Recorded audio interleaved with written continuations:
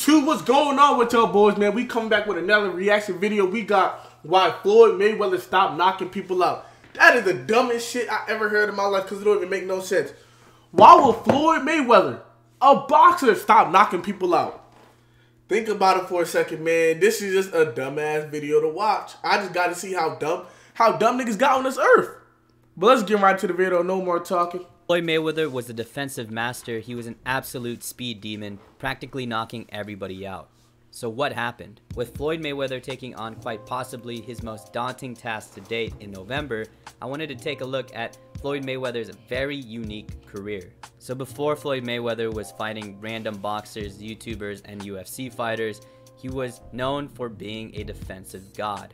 He was known for taking the least amount of damage while also dishing out just enough punches to get the decision. But what the general population doesn't know, or what current fans may not remember, is that Floyd Mayweather was an absolute dog when he was Pretty Boy Floyd.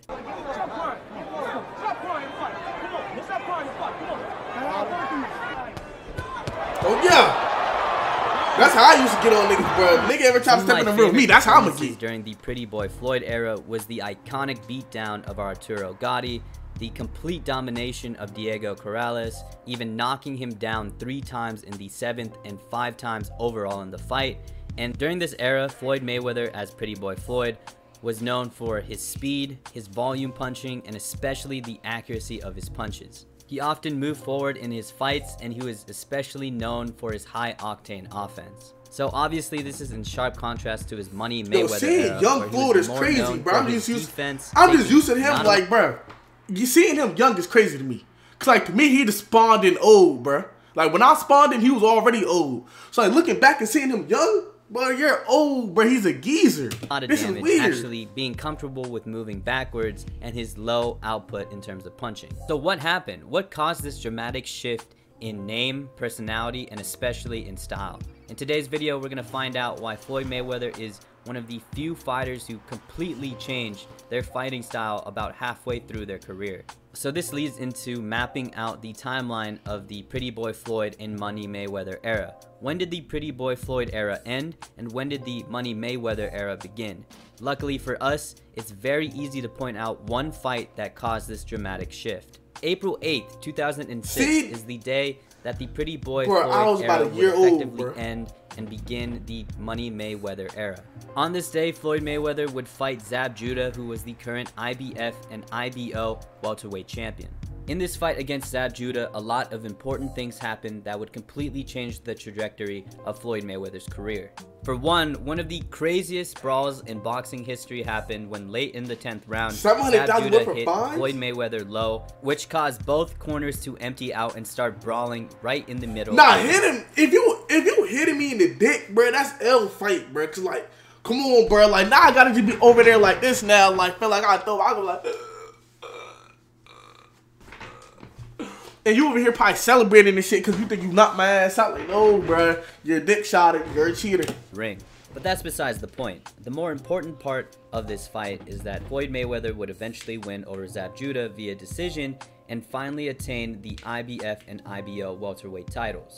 This would mark Floyd Mayweather's permanent move to welterweight and the start of his campaign to eventually unify the division. Now, what's important about the welterweight division at this time was that not only would he be fighting much bigger guys, but he would also be fighting much better competition at this division. This place, especially in relativity to the lightweight division at the time, was so deep with Hall of Fame competition such as Oscar De La Hoya, Shane Mosley, Miguel Cotto, Ricky Hatton, and Antonio Margarito. All the people who named, if they step in the ring with me, I beat their ass, bro. Not only were these guys good enough to keep up with Pretty Boy Floyd's style, but they were simply too big for Floyd Mayweather to knock out. Though Floyd Mayweather was knocking people out during his Pretty Boy Floyd era, it was not necessarily due to his power, but more so due to his speed, accuracy, and where he placed his punches.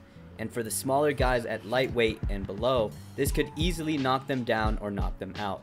Now, even if Floyd Mayweather was able to translate his Pretty Boy style to the welterweight division, it was extremely taxing to his body, especially to his hands. Floyd has mentioned in the past that his only weakness really is his brittle hands. For some reason, the Mayweathers have been plagued with very weak and small hands, which has caused Floyd Mayweather injuries to the hands a lot during his I'm not gonna lie, that's some pussy shit, bro. You got weak hands as a grown man. Go do some pull-ups or something, little boy.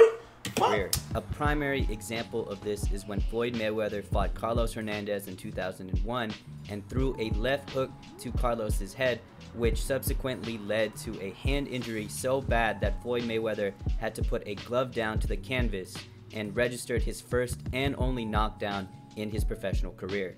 Your parents shouldn't be. Wait, he never got knocked down before? How old are you? 17? They are my. Floyd never And got though this knocked down? fight didn't end the Pretty Boy Floyd era, and Floyd would go on to have great offensive performances against guys like Arturo Gatti, this just showed that the Pretty Boy style was not sustainable, especially for a guy with brittle hands. Now, if we go back to the Zab Judah fight, a very important thing happened after the event. Floyd Mayweather would make a huge move in buying out his own contract with Top Rank and Bob Arum for $750,000. This career-defining move meant Floyd Mayweather could promote himself with Mayweather Promotions along with the help of Al Haymon, and I've detailed this in other videos of mine, but basically this move practically changed Floyd Mayweather's control over boxing and all of his fights and led to Floyd Mayweather changing his nickname from Pretty Boy to Money. This would change Floyd Mayweather's priorities from not only trying to prove that he is the best fighter, but now he wanted to prove that he could be the richest. Man, that's all that fucking mattered though. How you get that motherfucking quid, that motherfucking cheddar, that motherfucking guala. That's what he realized though. That's all you really need. You only need the guala.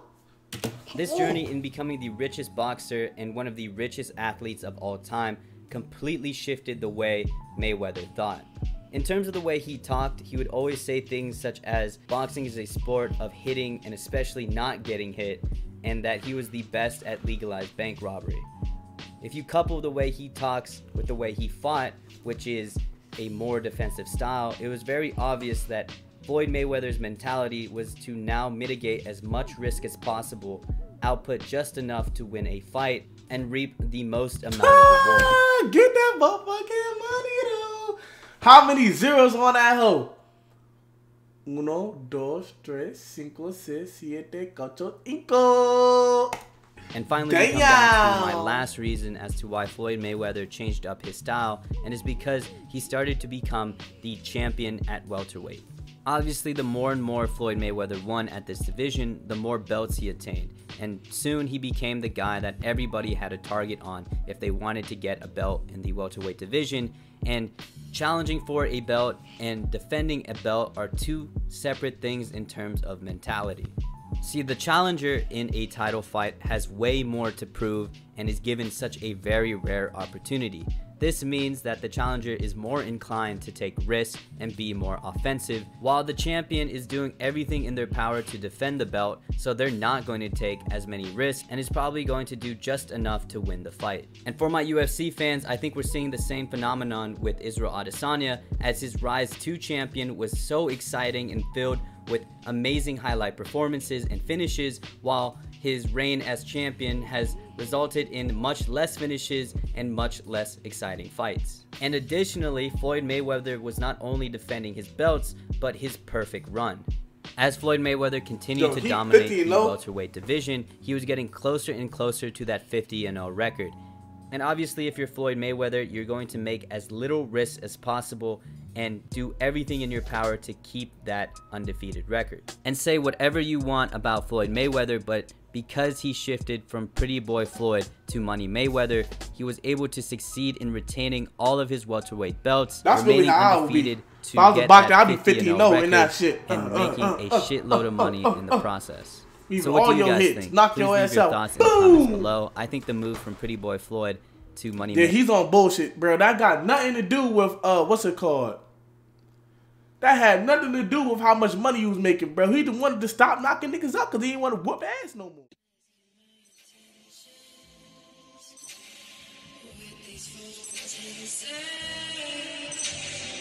With these